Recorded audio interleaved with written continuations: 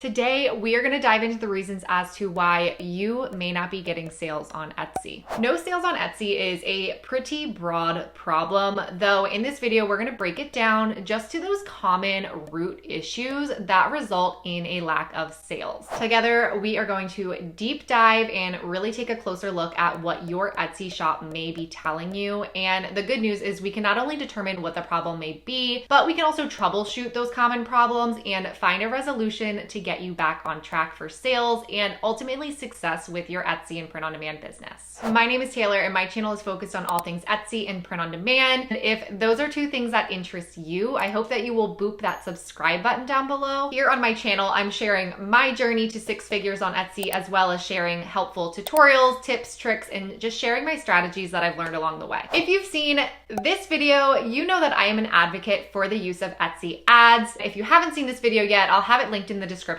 for you to check out after this. But to sum it up, I am a firm believer in the use of Etsy ads, as I believe they provide so much insight and data to how your Etsy shop is performing. So with that being said, the problems I'm going to identify that are causing no sales are able to be identified through the use of Etsy ads. However, even if you're not using Etsy ads, I'm still going to be sharing how you can analyze and troubleshoot your Etsy shop as well. So this video is for everyone, and be sure to stay all the way to the end of this video for my best tip for not only getting sales, but leveling up to receiving daily sales in your Etsy shop. The first issue many Etsy sellers face is a click-through problem. What is a click-through problem? It is where your customer either isn't seeing your product or they're seeing it but aren't enticed by what they're seeing, and so they aren't clicking it. How do you know if you have a click-through problem? If you are running Etsy ads, this is going to be the easiest way to troubleshoot this. Essentially, if you aren't using your budget, for example, you've dedicated $5 a day towards Etsy ads and you're spending zero, goose egg, nothing, then you, my friend, have a click-through problem. Because Etsy ads are pay per click, no ad budget spent equals no clicks, thus click-through problem. If you're not running Etsy ads, unfortunately, this may be a little bit more difficult to diagnose as your problem, but here are some tips that can help resolve a click-through problem if you believe this may be you. First, we want to take a look at your SEO. A big reason you aren't experiencing clicks into your listing is because nobody's seeing it. SEO, or search engine optimization, is what gets your product in front of an audience. It's important to utilize the right keywords so that the audience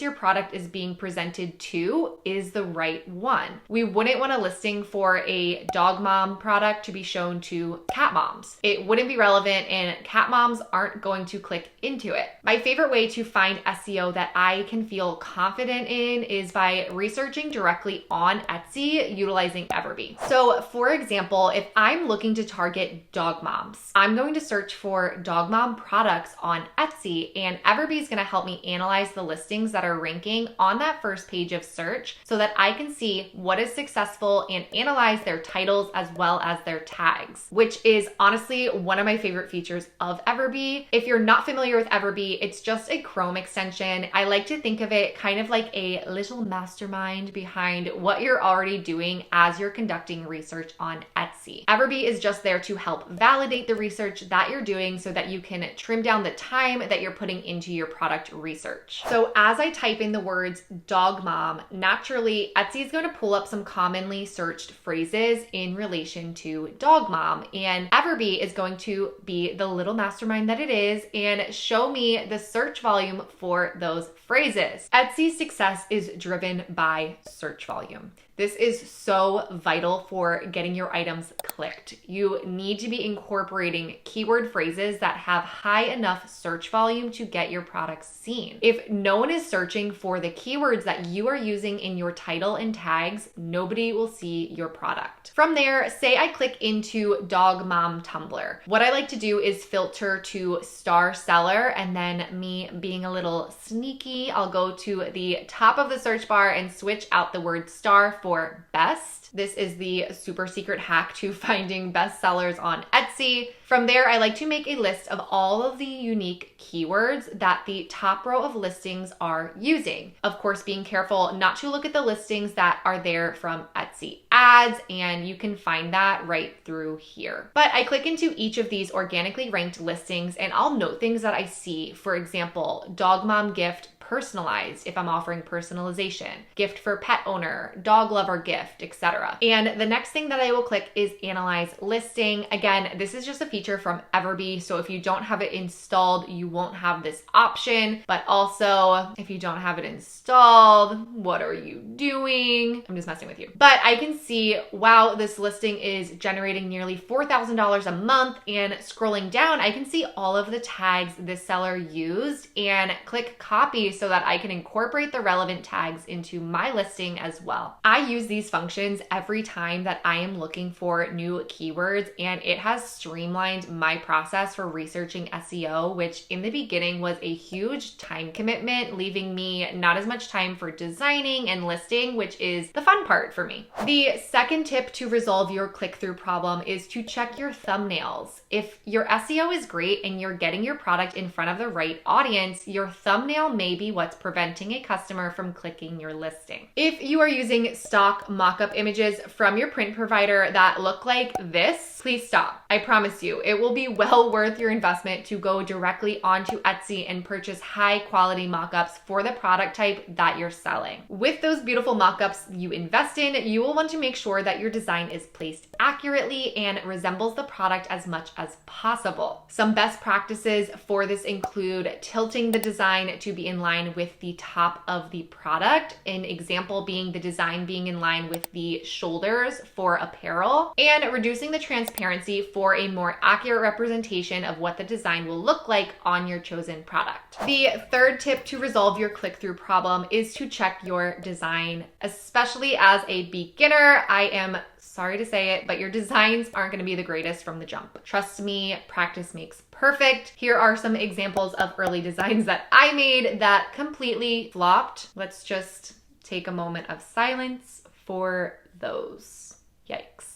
So again, jumping back onto Etsy, when you're conducting SEO and keyword research, you should also be conducting design research. Yes, you want to create unique designs and never, never, never copy. Remember that copying someone else will always keep you behind, and you're not learning how to create a sustainable or scalable business by doing so. But by doing design research, we can identify common themes such as different elements used, color schemes, font selection within those best-selling designs, and then we can utilize that to create something that stands out from the competition. So what I like to do for this is click product analytics off to the left side with Everbee, and I am going to search the entire database. If I don't click this, I will only be reviewing analytics for the first page of search results. And what I'm going to do is take a look at the designs for products on this page that are generating the most sales and revenue. And again, I'm going to note which common themes I see amongst them as far as their design. Okay, so maybe you have the clicks, but maybe you're still lacking the sales. And that brings us to the second issue many Etsy sellers face, which is a conversion problem. What is a conversion problem? A conversion problem is where your customers are seeing your item, viewing your item, but they ain't buying it. So how do you know if you have a conversion problem? Well, if you're running Etsy ads and you're using up the entire ad budget you have set, but not getting sales, then you, my friend, have a conversion problem. If you're not running Etsy ads, very similar if your product is getting views, which you could see here. This is found under your listing stats, and you just want to make sure to have this toggle on. And again, if your listing is getting views, but no sales are happening, this is an indicator of a conversion problem. So what does this really tell us? Well, it lets us know that our thumbnail is working, especially with the use of Etsy ads, because Etsy ads, again, are pay per click. You know that your customers see your thumbnail, are clicking it. This is a great indicator that they like what they see. Another thing that this is telling us is that the SEO that we used is working. It's getting our product in front of the right people, the kind of people that want to click our product, and it matches essentially what they're looking for to some extent.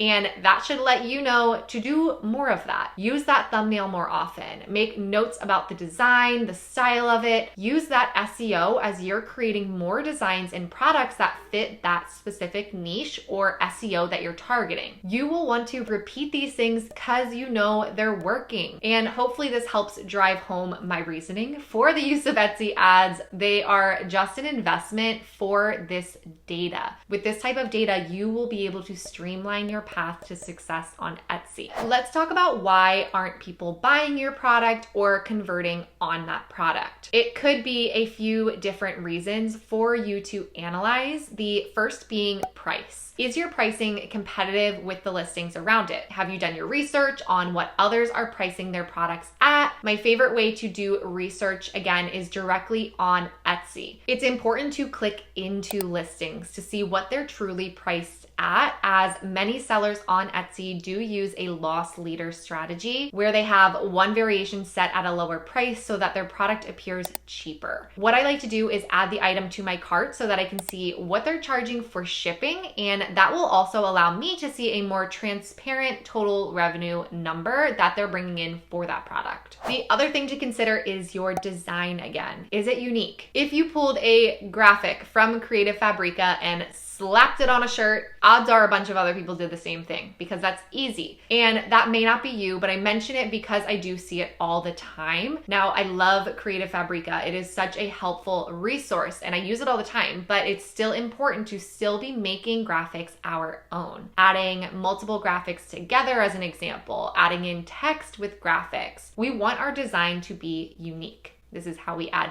value. We are offering something that nobody else has. Unfortunately, what happens if we don't make our designs unique, essentially we have then entered a bidding war to who will offer that design for the cheapest price, as in this prime example right here. Lastly, are you including too many variations for your customer? A common mistake I see sellers make is by offering 10 plus colors as well as t-shirts, sweatshirts, tank tops, and more all in one listing. The thought process tends to be, well, if I add more options, I have more opportunities to sell something. But what happens is actually the opposite. When a customer faces too many choices and decisions to make, it actually lowers the likelihood of them to actually buy anything at all. We call it analysis paralysis, and I've discussed it in other videos as well. If this may be you, I recommend offering only one product type in your listing and keeping your variations of that product type to 5 maximum.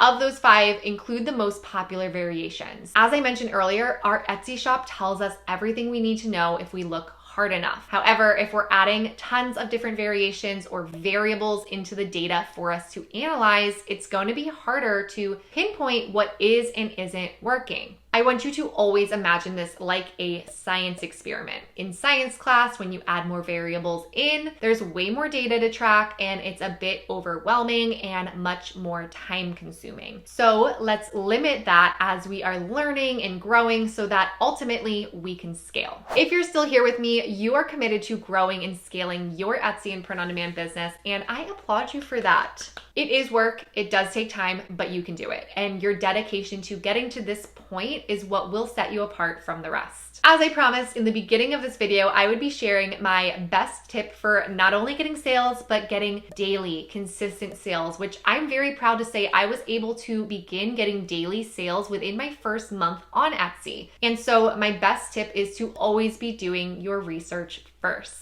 You may be eager to design for the things that excite and interest you. However, we need to validate any niche we want to go into before we begin listing in it. I do have a link in the description for you to download Everbee. I utilize their growth plan, which I highly recommend. However, they do also have a free version, which gives you some access as well to the different features that we touched on in today's video. Comment down below your key takeaway from this video. What will you take from today's video and apply to grow and scale your Etsy and print on demand business? I hope you found value in this video. Be sure to like and subscribe if you want to see more videos like this. I hope you're having a wonderful morning, afternoon, evening, wherever you are in the world, and I will see you in the next one.